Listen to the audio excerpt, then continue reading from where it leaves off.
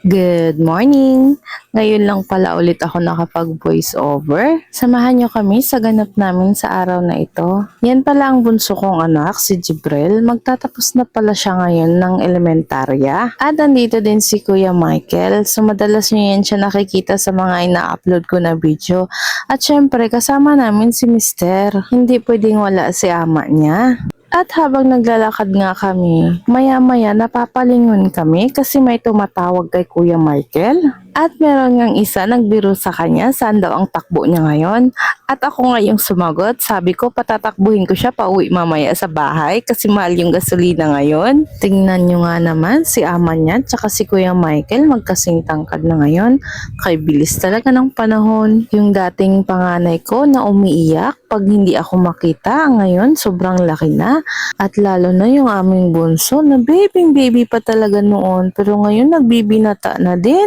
Mag-high school na yung bunso namin.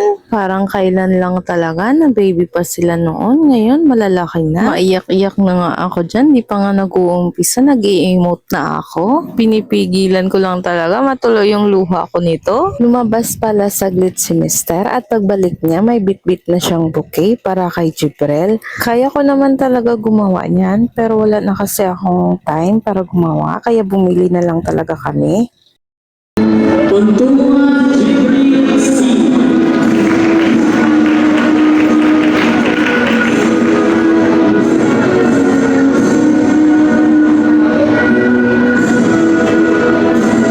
Pagaya Junaji K.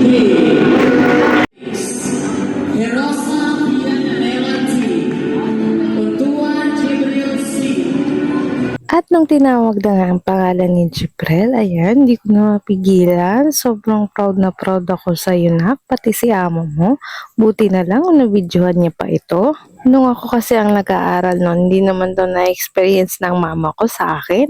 Buti na nga lang nakabawi din sa kapatid ko na bunso, sa tita ni Jibril. Hakot award din kasi yung tita niya kaya nakakaakyat yung mama ko sa stage. Ang sinasabi kasi ng mama ko noon, okay lang yan, importante, pumasa din. Wag lang talaga daw bumagsak yung grades. May time kasi nag-open up si Jibril sa akin. Sabi niya hindi na daw siya honor. Tapos pagtingin ko naman sa grades niya, okay naman yung grades niya. Kaya sabi ko sa kanya, okay lang yan nak, hindi naman bagsak yung grades mo. Kung alam lang niya kung anong grades ni Umi niya noon. Mas mataas pa nga yung grades niya kumpara sa akin noon na nag-aaral.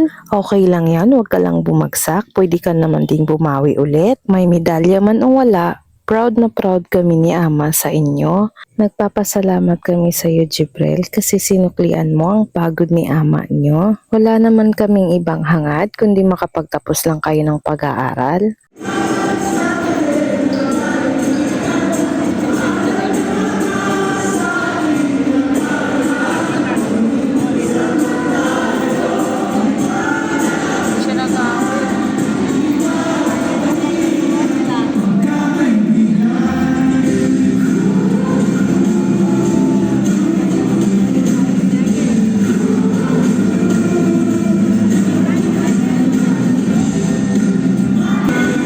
At hanggang dito na lang po ang ating video. Thank you for watching. See you in my next vlog. Bye-bye!